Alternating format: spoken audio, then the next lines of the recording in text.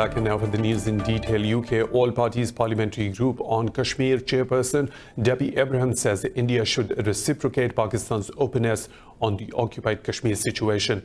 He said this while speaking to the media alongside Pakistan's Foreign Minister Shah Mahmood Qureshi in Islamabad. More in this report. Occupied Kashmir's woes deepen as India's curfew and communications blackout almost touches the 200-day mark. India has continuously restricted foreign dignitaries and UN observers from visiting the occupied valley. Earlier this week, Labour MP Debbie Abrahams, who wanted to visit the valley, was also denied entry. Speaking in Islamabad, the UK lawmaker said Pakistan has promised her an unhindered visit to Azad Kashmir, which shows Islamabad's sincerity. She said New Delhi should follow the same example. I think it shows the openness and the progressive approach that has been taken by Pakistan on this issue, and I hope India will reciprocate as well.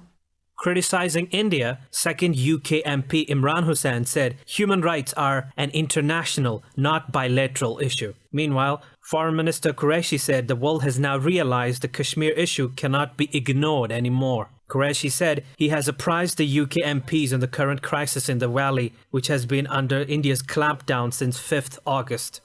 You have seen how the Kashmiris, those Kashmiris that were previously engaging with them, forming governments with them, coalition governments with them, have rejected that action. Today, many organizations within India are calling the Public Safety Act as draconian. Islamabad has repeatedly urged the international community to take notice of Indian atrocities in the occupied valley. Turkey, Malaysia and the OIC have all condemned New Delhi's unilateral actions in Kashmir. Indian troops have martyred 3 more civilians in occupied Kashmir's Pulwama district. The civilians were targeted during a coordinated search operation in district's Taral area. 26 unarmed Kashmiri civilians have been martyred by Indian troops over the past 2 months. Meanwhile, the scheduled local panchayat elections in the occupied valley have been cancelled after being overwhelmingly rejected by Kashmiris. Elections were set to be held on over 11,000 seats in the valley on 5th of March.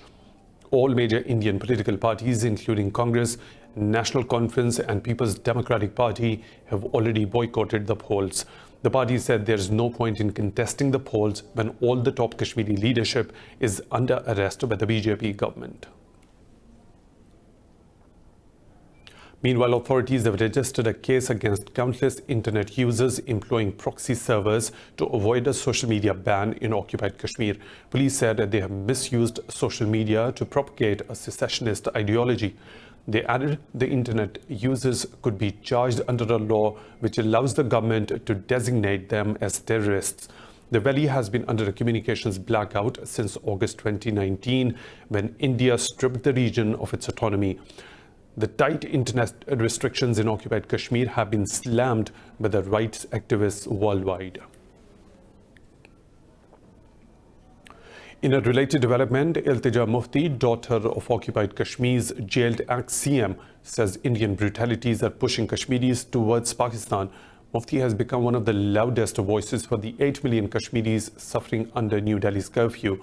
In an interview, she said there is a lot of anger among Kashmiris at Indian atrocities, which have increased after the illegal annexation.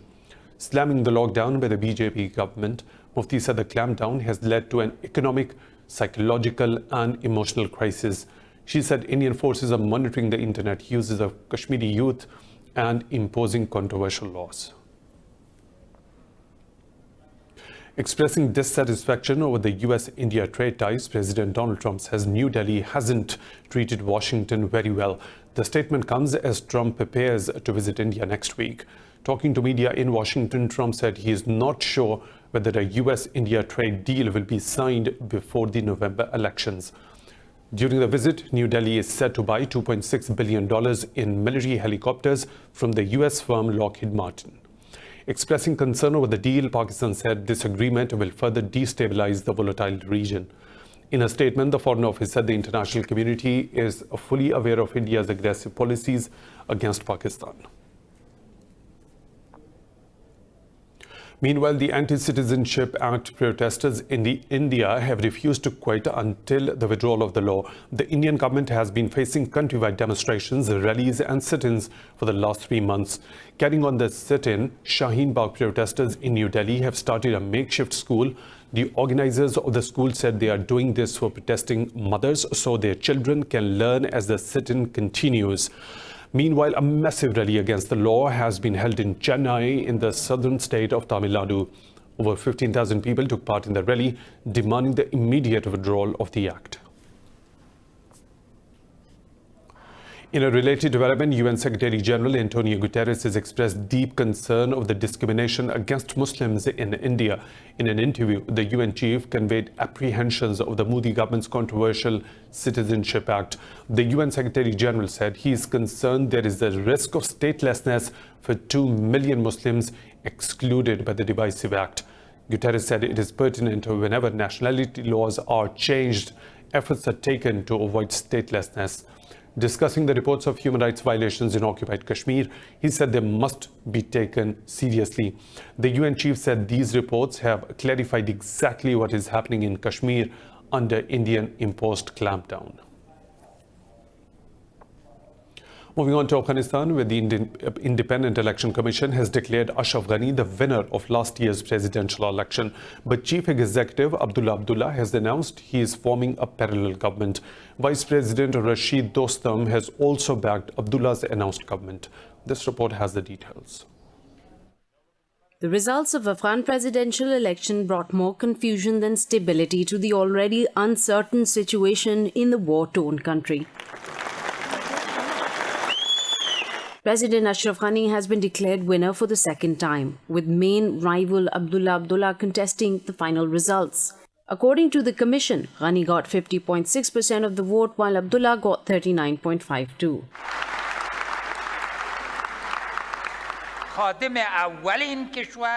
I'm dedicating this victory of the people to the people. And as the first servants with our united team, we will always safeguard the rights of the Afghan people. Calling the results an act of treason, Afghanistan's former chief executive announced he will form his own government. Based on transparent and biometric votes, stability and convergence have won this election, and we announce our victory.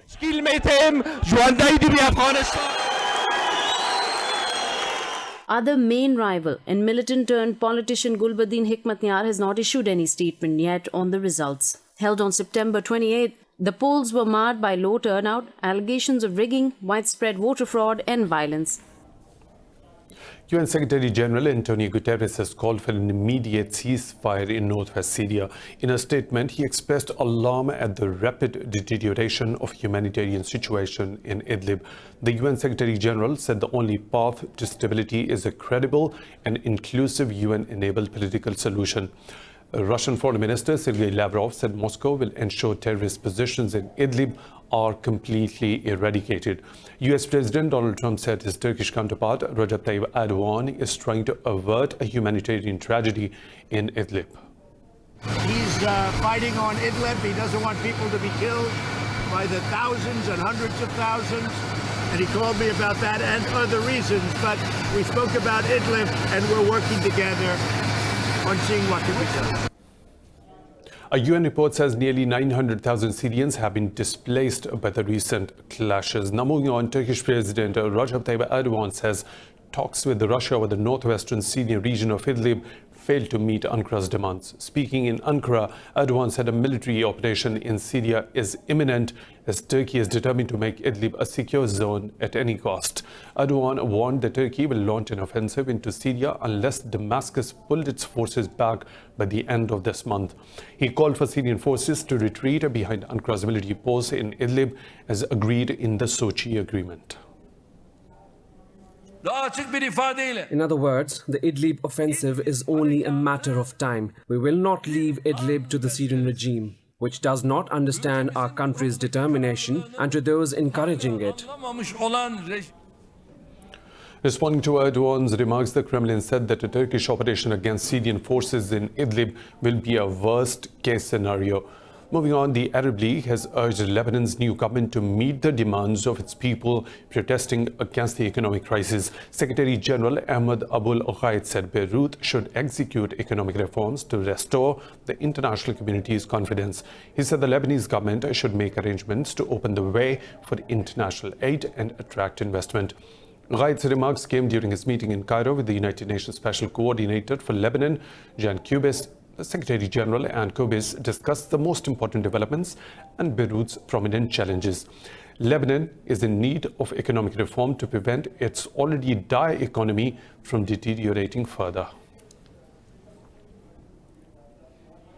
UN envoy to Yemen, Martin Griffiths, says escalating violence is putting ongoing peace efforts at risk.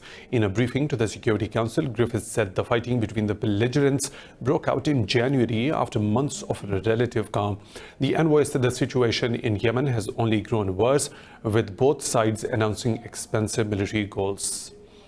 Griffiths said the Houthi rebels and the government forces have each given reassurances of their interests in the peaceful political solution, but their current actions contradict their claims.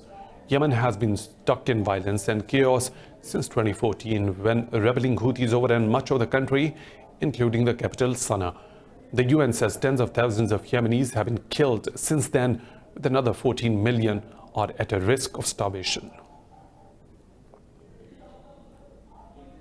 Libya's internationally recognized government has suspended its involvement in ceasefire negotiations hosted by the UN at Geneva. The announcement followed an attack by forces loyal to Khalifa Haftar on the port of Tripoli, which killed 3 people and injured 5 others. The port authorities said massive material losses from the attack paralyzed maritime traffic.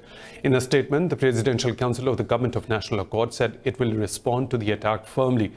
UN envoy to Libya, Ghassan Salame, called the seaport attack a big breach of the ceasefire. The attack happened as 5 military representatives, each from the GNA, and Haftar's forces gathered in Geneva for negotiations. More stories to follow, but right after a short break. Stay tuned.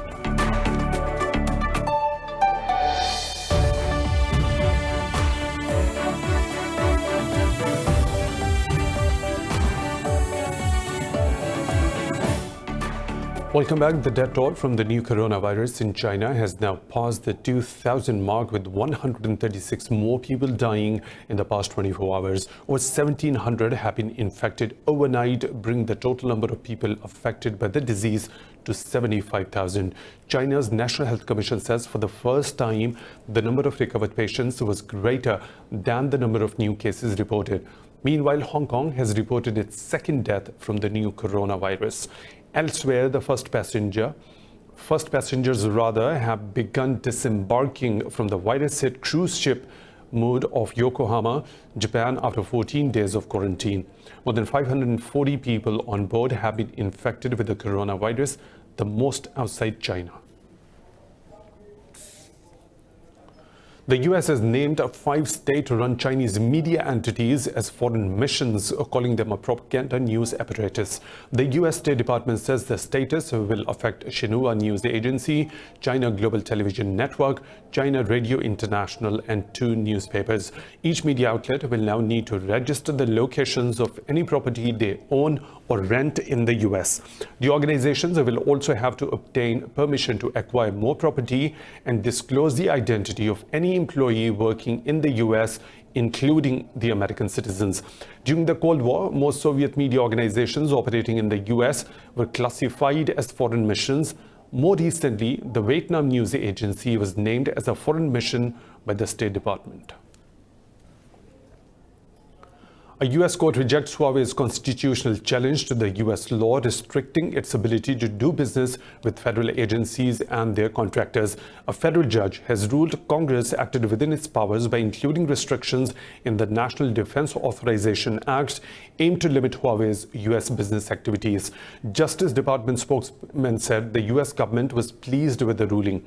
The Huawei spokesperson said the company was disappointed by the loss and noted the approach taken by the U.S. government in the 2019 NDAA, undermining Huawei's constitutional rights.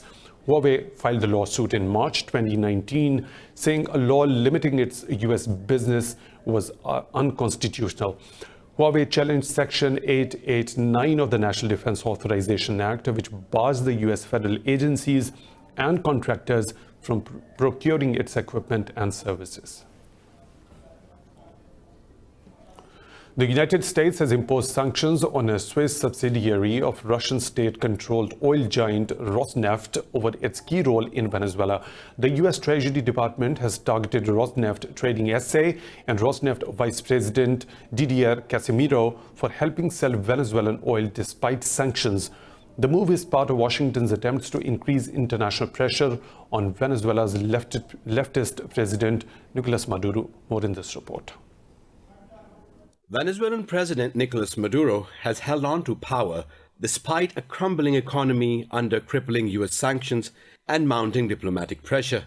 Rosneft Trading is the largest target of Washington's anger because it works with the Venezuelan state oil company to commercialize the country's crude oil. The U.S. has accused Russia and Rosneft Trading of helping in the repression of Venezuela's people by propping up Maduro. While Venezuela is undergoing the crisis it is undergoing, the humanitarian crisis, the economic crisis, what is Russia doing? Siphoning money out, not giving aid, siphoning money out, $800 million to Rosneft. That's not even the Russian state, which also gets money. The sanctions will block any assets of Rosneft coming through the U.S. It criminalizes any transactions involving those assets within U.S. jurisdiction. Russia has called it a U.S. attempt to bend the world to its will, undermining global commercial freedom. But Venezuela's own opposition leader Juan Guaido has endorsed the U.S. announcement. On the contrary, the invitation is for all companies to side with the Constitution and who don't want to finance a dictatorship or to use a company to pass penalties to criminal groups and financiers of terrorism. Today, Maduro finances terrorists. So not only has this company been sanctioned today, but all those who continue to sustain a dictatorship must know that there are consequences for terrorism. Venezuela's Foreign Affairs Minister Jorge Ariaza said U.S. sanctions are aimed against the country's oil industry, its workers, and economy. Ariaza said his country will denounce the sanctions at the International Criminal Court as possible crimes against humanity. An outbreak of dengue fever in Peru has killed 12 people, while over 5,000 cases have been reported nationwide this year. Authorities have declared a health emergency in Madre de Dios, Loreto, and San Martin, where over 4,000 cases have been reported. The World Health Organization says dengue is one of the top 10 global public health threats. Peru's health ministry said this dengue variant is different from ones in Mexico and Asia. 7 people have been killed and 11 injured when a passenger vehicle exploded on a highway in southeast Colombia. Officials said the explosion took place in a key drug trafficking region where illegal armed groups were wrestling for control. Authorities said they blasted 2 other vehicles and forced them off the road, injuring those inside. Dissidents of the Revolutionary Armed Forces of Colombia, National Liberation Army guerrillas, and drug traffickers are said to be fighting for control of the area. Colombia's Defense Minister Carlos Holmes Turallo said the vehicle was possibly carrying explosives. The main hypothesis, according to the inquiries of the Attorney General of the nation, would be associated with an accidental explosion resulting from the illegal transport of explosives. These explosives would have as a destination the execution of terrorist actions or for use in illegal mining. The United Nations says no single country is adequately protecting children's health, their environment, or their futures. A landmark report by a commission of over 40 health experts finds every child and adolescent is under immediate threat. The report, published in The Lancet, ranks the performance of 180 countries on child survival, education, and nutrition rates. Under this criteria, less developed states such as the Central African Republic and Chad perform poorly compared to rich countries. But the rankings are largely reversed when the impact of air pollution from carbon emissions is assessed. Excessive emissions by wealthier nations burden children with additional dangers, from deadly heat waves to the increased spread of tropical disease. The report also highlights the threat children face from harmful marketing of fat and sugar-laden foods, alcohol, and tobacco. In France, many villages are struggling to hold on to local businesses in an era of e-commerce and out-of-town shopping malls. More than 1 in every 2 communes is without a village shop. An international company has taken an initiative to resuscitate the local cafes in villages. More in this report. Thomas Suro wants to breathe life back into a small corner of the forgotten French village of Congrières. The decline in Congrières' fortunes have been mirrored across rural France, where empty properties and vacant storefronts tell the story of a slow business decline. It is people from the village who asked us to open a business because the cafe is a place where people can talk and everything. The residents of Congrières have asked for it. The deterioration of local services in small towns helped provoke the Yellow Vest public rebellion against President Emmanuel Macron. The anti-government protests roiled France for months. The demonstrations highlighted how many French people living outside big cities feel hollowed out and ignored by Paris. Suro was handpicked by the company SOS, which expects to reopen 1,000 cafes this year in struggling villages. There is a fracture across the country with a certain number of villages that are crying out because they don't have any space for activities, any place to get together or to meet people, despite the fact that demographic change is no longer in the direction of leaving villages to flee to big towns. But actually, it has been in the opposite direction for several years already. The 1,000 Cafe project has received bids from 550 villages, and a human resource of 1,500 volunteers is ready to run the businesses. Suro hopes to reopen his outlet in March, much to the joy of locals.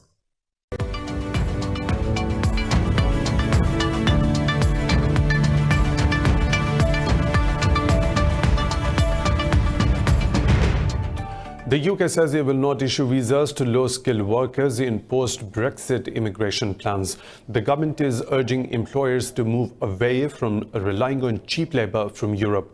Home Secretary Priti Patel said under the new system, only the brightest and the best will be able to come to the UK. The new scheme is a points-based system, and immigrants have to reach 70 points to be able to work in the country. Under the scheme, English fluency and offer of a skilled job with approved sponsor awards maximum points. Concern over the impact of high levels of immigration from the EU was one of the key drivers behind the 2016 Brexit vote. The government's new immigration plan has to be approved by the UK Parliament before becoming a law.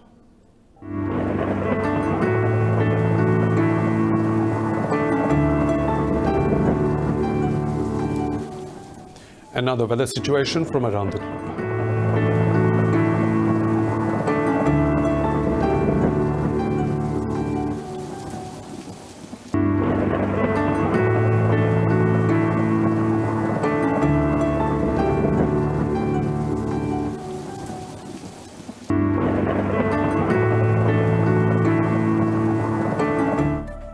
That's all for now. For the latest updates, you can follow us on social media at Indus News.